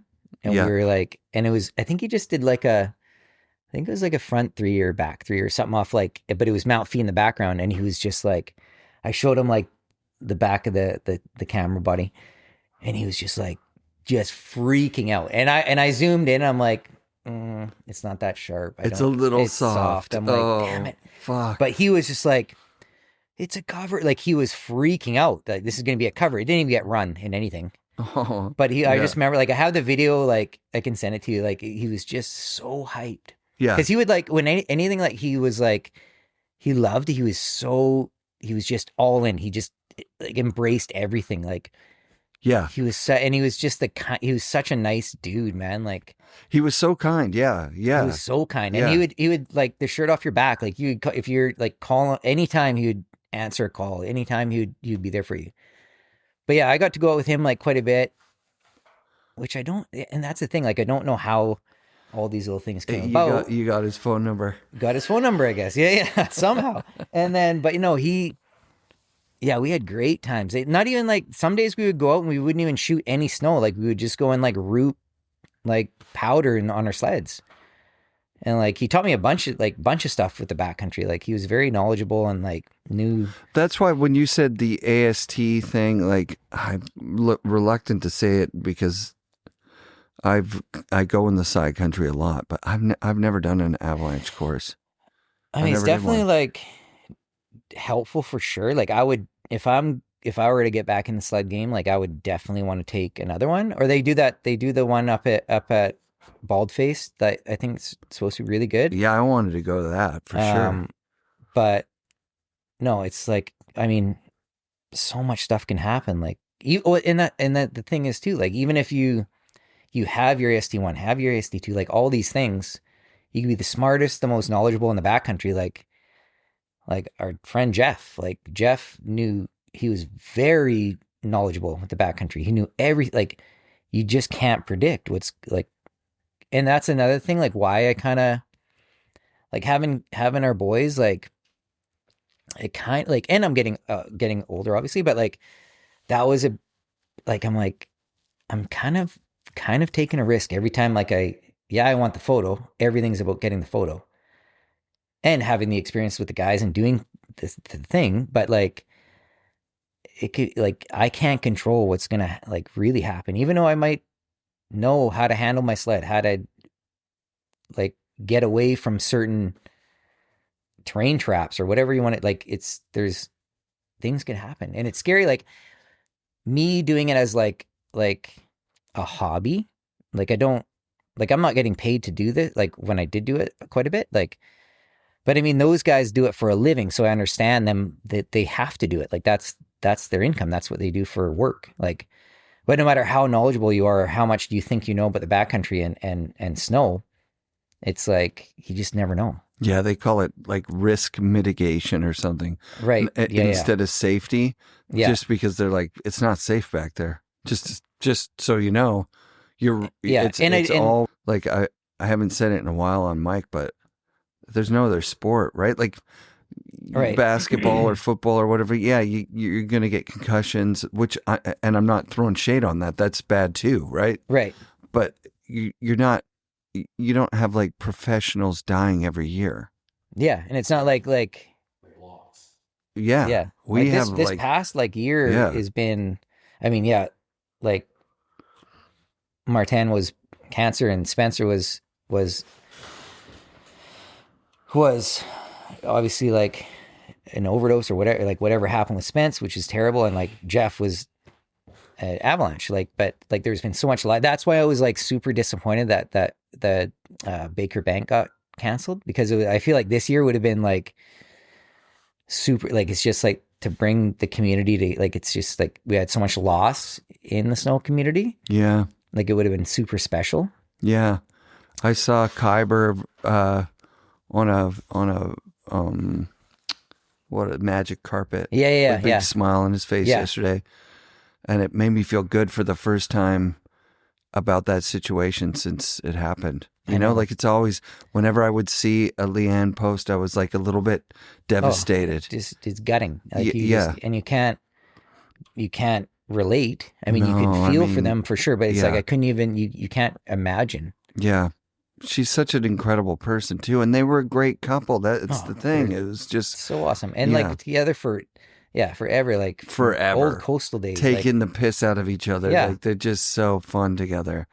and to be able to move on and like to still like. I mean, you got a little boy, like you have to. Like I just it's, And when Kyber's got the community. Danny's the one who actually called me when the night that all happened, Oof. and I was just like, I looked at like I couldn't even like I didn't even like you don't even know what to do. No, you don't.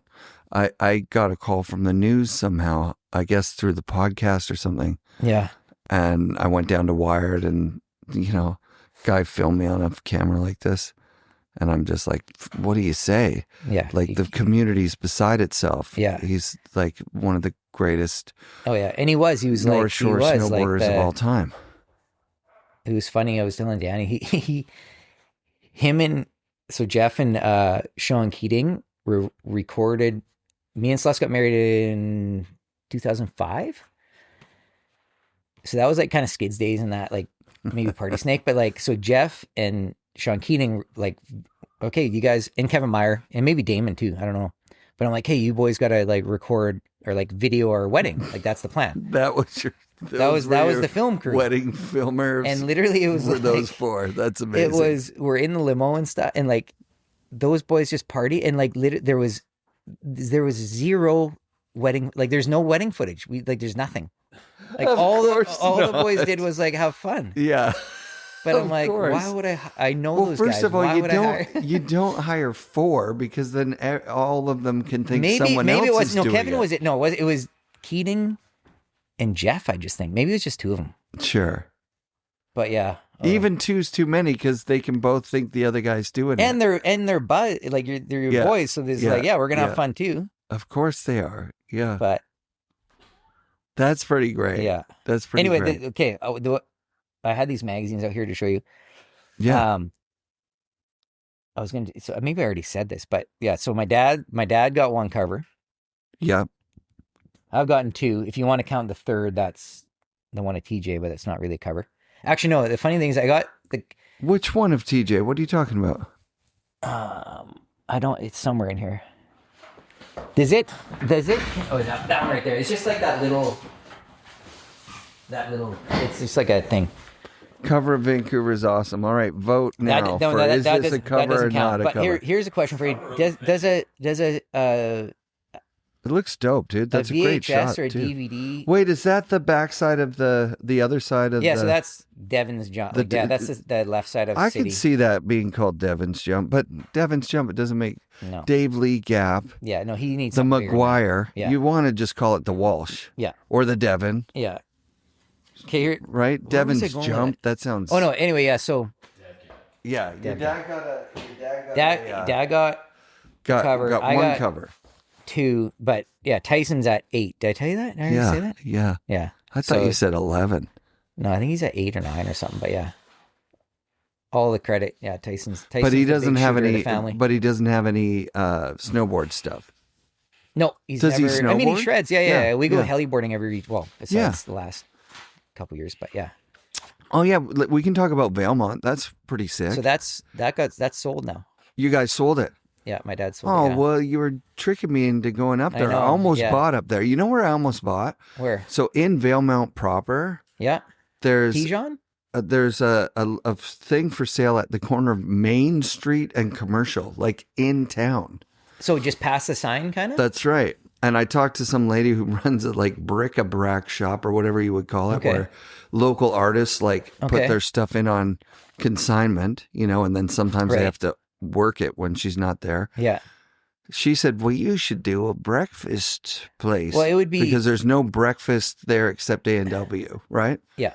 And so what I was going to do was build a breakfast restaurant with apartments up top for the staff, Yeah. and then go to people who make, epic breakfast food here in Vancouver at like some sick restaurant And and then say, do it there. and poach the staff and, like the chef, and say like, hey, you want to have your best buddies, Yeah. and you all live, surrounded It by would have been great mountains. if that resort went in. Like, that was the whole plan, but that, it never got going. Yeah, It's a beautiful place. Oh, it's great. Yeah. Like that's where those photos I was showing you, like on the glacier, like that's. Oh yeah. It's all the way up up in there. there. Like, right. Because 3 rivers kind of join right there. Right. Yeah. It's Columbia, it's the Kiowa Thompson Glacier, but we always something. call it Dino, just because it's like when my dad found it, we're like, oh, dinosaurs, like it must be dinosaur bones, or like we were just say it's Dino Lake. That's what we always called it. Oh, that's rad. So we used to quad in there we did it for 13, 14 years. Every September we would quad in there, and it was a haywire quad ride. But then it finally got so overgrown and so crazy that we just started helicoptering in. Yeah, and the then, heli pilot that you met. Yeah. Who's a friend of Mark Fawcett, actually. Okay, yeah, Matt. He's Matt. Yeah, he's our Fawcett heli gave pilot. me Matt's number to call when I said I wanted to get something. Yeah, Matt's he's a Vailmont. he's a beauty. Yeah, yeah. He would bring it like flyer kayak. Like we would kayak up in there. He would land in your backyard, wouldn't he? Yeah, he would land at the house or the cabin. Yeah, That's so dope, dude. And then like after like he would come back like. We'd go in usually like Thursday and get picked up Sunday, and then he would come Sunday night with his girlfriend and like just party with us. Just hang out and party. Hang out. Yeah. What a lifestyle. So now that your dad sold that, does he have his eyes on somewhere else? He's kind of like, he's done with the company in like maybe 2 years, year and a half, 2 years. And then I think he's been everywhere to shoot, but he really wants to just like spend like a month going up to Alaska and like get a trailer, him and Tanya, and just like explore Alaska. I don't know if, and no disrespect to that. I keep saying no disrespect on everything here. I don't want to sleep in a trailer anymore. I want to go to a nice hotel with a hot tub and a view and a restaurant that serves really good food. Yeah. I find the sleeping in my car thing and even a little trailer, I'm like, fuck this shit. Well, I would rather I love like being in the outdoors and just camping and and having a fire like that thing. I love that too. Or being up in too, right. Having a but one or the other. I could do a fire 100 feet walk into the wilderness from a nice hotel that then you walk back to the hotel. I wonder how you would like it up at Dino. I bet I would cry like a baby, like I did. We've in my had car. buddies up there. Roots cry. I think it was someone cried up there once.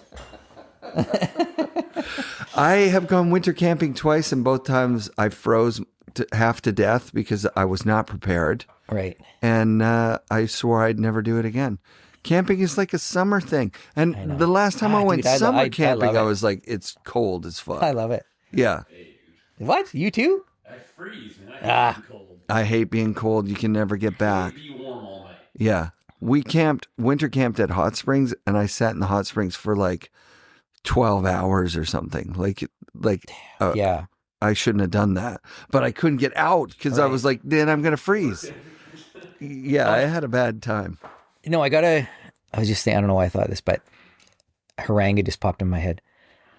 I got to thank Haranga because, so I've bugged him for years. Oh, you're doing a glove. To give me my own glove.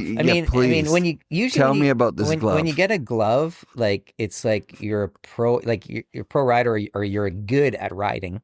Or an artist. Yeah, good artist. All right. And you're that. I don't know. He does artist collabs, doesn't he? I guess he did a Viner, but Viner can shred. I mean, I ride, but I'm not going to consider myself like I deserve a glove because of my riding. Yeah, but you deserve a glove. Okay, first and foremost, talk about how important Salmon Arms is to the Seymour community, and Nick just as a person. Nick is huge. Like he is like through and through, like just like authentic and just he's such a big part of Seymour and the community. I think like Nick is so down to everything, like so honest and so. He's amazing. Like I love him. He's amazing, and like I bugged him for like years. I'm like, dude, give me my own glove. Give me my own glove. And I never actually started like. I mean, I always kind of drew, or doodled or paint, whatever you want to call it. But like after my mom passed 4 years ago, 5 years ago, 4. And then for some reason, like that was kind of my outlet. Like I really started like, art. I mean, to my detriment, like it was a hard time. Like I probably was drinking too much, and then like just being in my own head and like trying to figure out like my anger, I guess. Like, I don't know what I was trying to do, but what I started doing a lot was painting and drawing. So I would like paint on like anything really, like all my, like I would get a bunch of art gear or whatever, and I would just like start painting on it. And then actually one of the ECS invitationals, like I'm like, oh, Nick, I'm like, I painted these gloves, and that could be as like one of the winner, like McDougal won that year, or someone, whoever it was. Oh yeah, I remember he was going off that yeah year. Or maybe it was Bryn, I can't remember, but I gave, and they were like part of like the giveaway, like, and then it got in my head, I'm like, oh, like, well, maybe these can be like an actual pair you sell in the stores. So I kept bugging him. Finally, he's like, hey, you got to do this. And he was explaining to me like what to do, like how to figure out how we're going to do the mitt. Where to lay it out. Like how to lay, like, it was like, he's like, hey, we're going to do your white skull thing, but it's going to be like on a black layer. So you got to do both things. And I was like, could not figure out what he was talking about. So he finally, so I did like, literally I did like hundreds of like paintings of this skull, and then the arms on one side, and then in black and white and black and white. And then finally he's like, okay, bring them all over. And then he showed me how he layered them. And then once he put them on like the screen, he's like, yeah, these are, and then I'm like, oh my, like this is the coolest thing ever. Like it's happening. Like, yeah. And then my name's on the inside cuff, and I'm like, just some shitty snowboarder who can't really do anything. And I'm like, yes, I got my own glove, 44 years old. But it was like, yeah, he was so cool about it. And we actually have this next year, we're doing this, like, we're going to do like a collage of like black and white photos from Seymour of like different riders, like all collaged on a glove. That's kind of the idea. You're getting a second glove. So now you're a glove series for Salmon Arms. For now. Yeah. I think Nick perfectly encompasses what's going on at Seymour in the community. Like he gets it. Like even up at Lucas's thing at the Common Line. Yeah, yeah. Like when he spoke there, it was like, wow, was he articulate, eh? Dude, like he gets it, and he's so. That's why I'm like, I wish I can sound like him. Like he coaches kids. I think that helps ground him in like what the next generation actually needs. Yeah, and what they don't need. Right? They're not used to being bullied. Right? Like they're not bullying each other. Yeah. So we can't bully them into being better parts of our community. Right. We need to invite them in just as they are, right? Like whatever they're doing. Like if you love snowboarding and you're listening to podcasts and you're, watching he does, like, TikTok and he's like and shit. through and through bleeds it, like. Oh, like I go all the time. Yeah. Oh, and yeah. He goes more than me, like way more than me. Dude, it's like, I'm getting like pretty, I don't know if I want to call it lazy, but like weekend warrior guy. Once you like experience like good power, like, oh yeah, totally. Now I'm just like, unless my boys, because my boys really like to go, and Celeste, finally her knees getting somewhat back to normal. So like we went up a week or two ago, and it was super fun. It was just like sugar on top of ice pretty much at Seymour. But like, when you get like the chance to be in Japan or be like, like now you're just like, I just want that. Spoiled, right? Spoiled. Yeah. Well, the thing about it, and I've said this a bunch this week to my buddies that I've been riding with, like Jim Barnum. I've spent the whole year riding with my friends, you know what I mean? And not like going to the States and trying to take laps with Mike Bassich or Damian Sanders or someone. Like I'm just like reconnecting with my friends here in Vancouver. Yeah. And I've never had more fun. It's so much fun. I know. I should, I got to. But and it's the camaraderie is such a big part of it. But if you think you're getting every good day of the year, when you go up 5 days, you're missing 30%. Yeah. You're missing 70% of the good days. Yeah. So like 30% of the days you go up are like average or better. 70% of the time it kind of sucks. That's just the truth. Oh, totally. But if you only go when it's like a good sunny day, you're going no times a year. Times. And I mean, like part of it too is like, even now that I'm older, but I love being in the lineup even at Seymour. Oh, and like if you run into like, you can like anybody. Anyone. And it's just like, yo, like, it's just like that. You feel like you're 20 years old again. Like, Yeah, I was riding with let's go do a lap. Yeah. with Barnum and 57 and Derek today, Derek Dealin. And Okay. and our crew was like, I think Derek's 56, me and Jim are 52. Right. Dave's probably 49 or something. And Young. That's young. and we're all like kids up there. We're like chopping a Yeah. jump, making Well, that's a what, little like hit. in like, Jody, I listened to it's Jody's epic. and like Kern's saying how he's riding with Dano, and they were like ripping down Whistler like speed laps, and like, I'm 57. Like they're Yeah. so hyped on it. Yeah. And it's like, Yeah. you're still like, you're back 35 years ago, but you're doing the exact same thing. And you're like super hyped on it. And you're with your boy. The thing is too, when we were kids, like our generation, and they're 5 or 7 years ahead of me. Yeah. Their generation more. Right. You had to give it up when you turned 20. Yeah. Like there were guys who quit because they turned 30 from being a pro snowboarder. They're like, I can't fucking be 30 and be a pro that was done. snowboarder. You were finished. Yeah. They just quit. Yeah. And then they're going, fuck, like Rasmus was going at it for a long time before he really hit as Right. like a sick rider. And I'm sorry, Chris, if I got that wrong, but Yeah. it seemed like he was good. Yeah. But when he got I think, great, we got his pro model. He was like later in, or I think he shared that pro model with Travis or whatever. that's it was, right. but like, Yeah, the Travis. Yeah. But yeah. And then he got his own from that. The T-Raz, it was called. Right. That's right. Because there was the T-Rice and the T-Raz. Yeah. And now it's just a Rasmus Pro model. But I mean, had he quit when he was 30, is he 30? Those guys are 30. They gotta be. They got to be close. He's gotta be. Had he quit when he was 30, then he wouldn't have had like the cherry years of his career, I think. Yeah. Like, God, I love watching him ride. He's Yeah. just so good.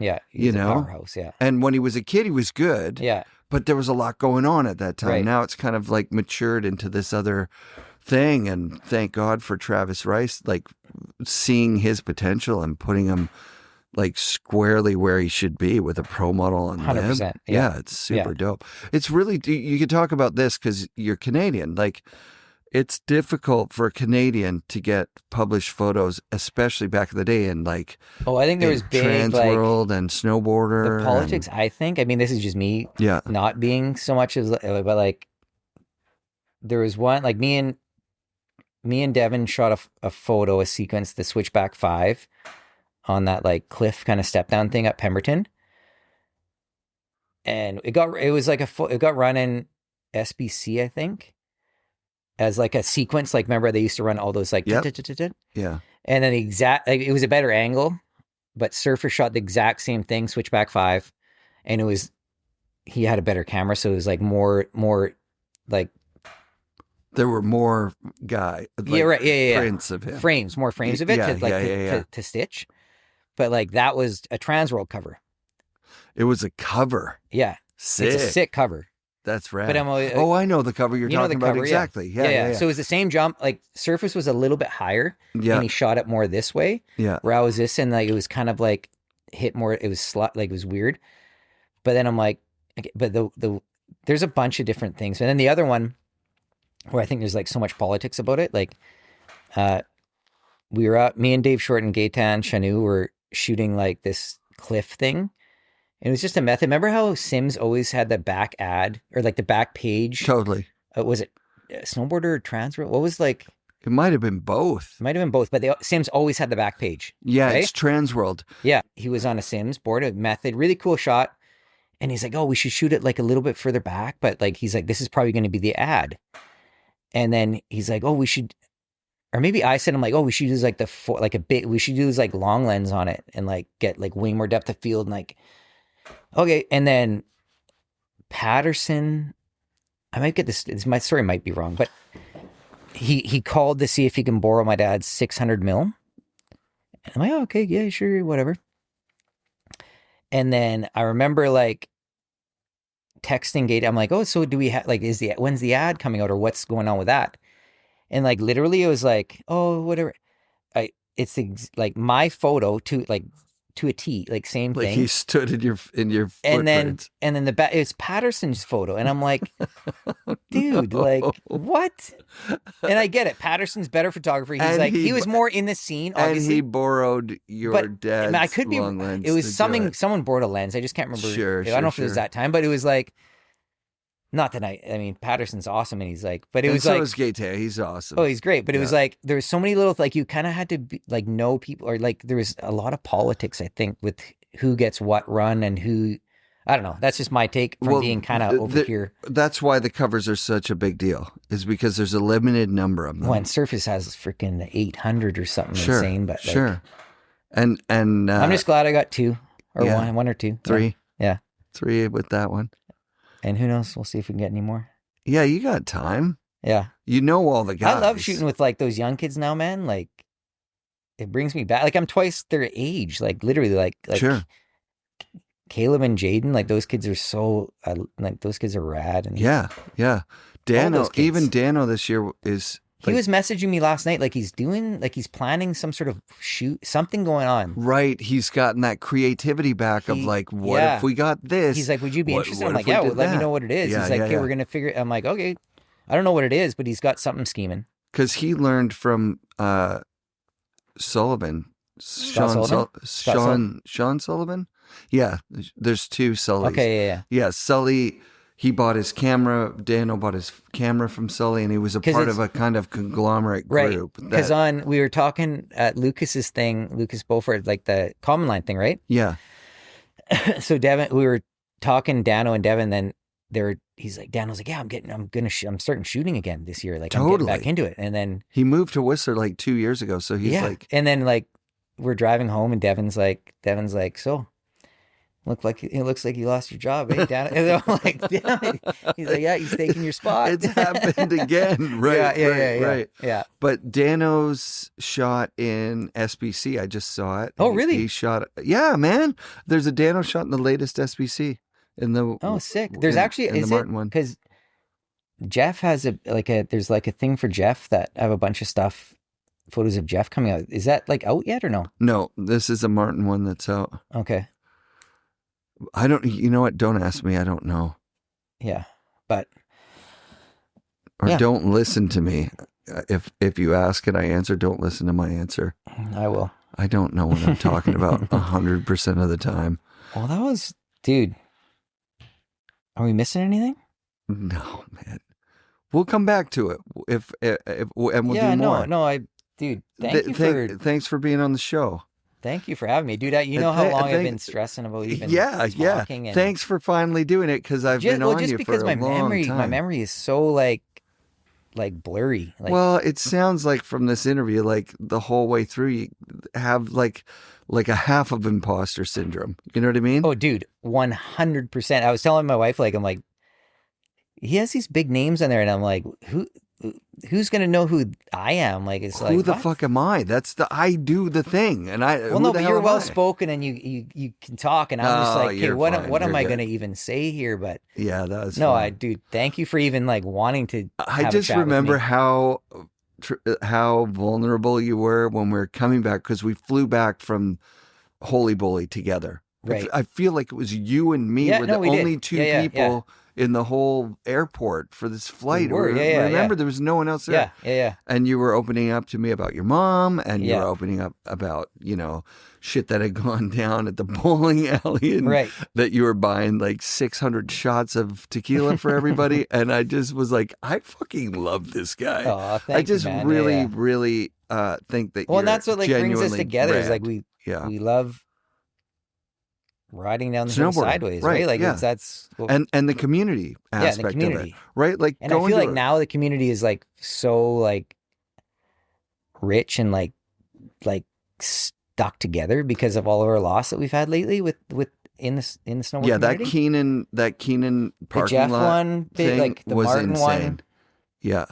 which like Martin's having his thing in, I think it's March, right? Up at Yeah. the Fairmont. Yep. So that's probably going to be a big gathering, and like, it's just good to see like faces It's that you going to haven't be a seen in a huge while. gathering. But Yeah. yeah, didn't it really make you feel good to be in that parking lot and like Hardingham and Jonas roll up in the Dude, pickup truck? it And was And So the whole cool. parking lot was like just filled Filled.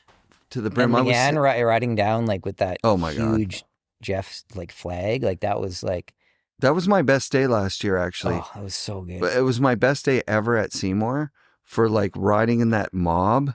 Right. And then I did the bank slalom part of it, which was super tight and scary before, Right. like by yourself. Yeah. And we were like tip to tail to Yeah. tip to It tail was to a big, tip to I'm tail. bummed I couldn't, because I had that my broken collarbone. So I It just had was to hang in the insane. parking lot. But It was insane. I've never, like, because I was scared to fall down when I went through it by myself. And I Right. was like, if I fall, everybody's going it's a down. domino. Right. And when I made it through, I was like, that's the best thing I've ever done in my life. Oh, It was so fun. good. And just a Yeah. beautiful day. I'm sure we're going to have that every year now. Like that'll be Yeah. a Seymour staple. Yeah. Yeah. Yeah, it has to be. Yeah. Because, yeah, Jeff was just so special to the Oh. community, to everybody. Yeah. Like to family, to friends, to Everything. Yeah. just like acquaintances. He was that guy. Yeah. It He's was so special. rad. Yeah. And Seymour's that place. So Dude, the I tell you, like, combination of those Seymour, things. Yeah. Seymour's everything. Like none of my like relationships in snowboarding or photos or nothing would be here without Seymour. Yeah. So yeah. Except that shot you got in Skids at Grouse. Yeah. Let's run that clip. You gotta find it. Someone's I'll run got it. Yeah. Which movie is it in? Skids 2? It's Or? one or two. I don't know. Damon or someone. I can't even watch them because if That's my the thing. wife comes in when I'm watching them, there's like Well, yeah, but it's VHS, teenage right? girls like boobs and stuff. It's like, come on, this is I not think even. it's VHS, right? Like I don't even have a. How do you even find that? Just Maybe Clayton. You Clayton just might. you just ask Keatley. Keatley's probably yeah, got. Harenga DVDs does of have it. it. Queued up. Yeah, yeah. Keatley's got them Okay. somewhere. I'll find it. You can put it on. Yeah, that'll be fun Thanks, buddy. in the friends section. Yeah. Do you get a little name title or? Yeah, I got a name title. Oh, I on there. love it. I fucking love it. I'm jealous. I always hoped that I would That's get my only that, and I clip in a never did. video besides like whatever dumb stuff, but Yeah, drinking, like coming out with a tray Maybe. of 600. coastal stuff or what? Yeah. Actually, I think it was like $600. I remember you No, just it was, when yeah, you that said was the usually money. my I wife's was like, you oh don't buy my a platter God. of shots, and Yeah, I don't know why that's my go-to, but because you're about the just fun guy, just trying to have fun. about the crowd. Everybody gather around. Yeah. Daddy's got the money. not really. And then you wake up in the morning and you're like, Daddy does not have the Yeah, money. yeah. Now it's all gone. It's gone. Yeah. And I didn't have it to spend. Right. And how do I tell Celeste that that Uh-oh. we got to put $600 Yeah. on the Uh-oh. visa? I screwed up. That was great, man. Oh, that was a good time. fun. Thanks for doing the show, dude. Thank you, bro. I'll tell you when this Appreciate is it. coming out. I'll send it to you first so you can Cheers. Yeah. listen to it and say, oh, take that out. Yeah. Cut it good. No, it's good. We don't have to cut anything out of this one. Awesome. All right, Thanks, buddy. brother. Thank you. Thanks, Danny. FNRad shoutouts this week to Brad Heppner, Celeste, and his two boys. Thanks for doing the show, Brad. Patreon is the best way to directly support the show, and I love and appreciate every Patreon supporter more than I could ever say. Be sure to come back next week for more FNRad snowboarding presented by FlowJoy Water and brought to you by FNRad Productions.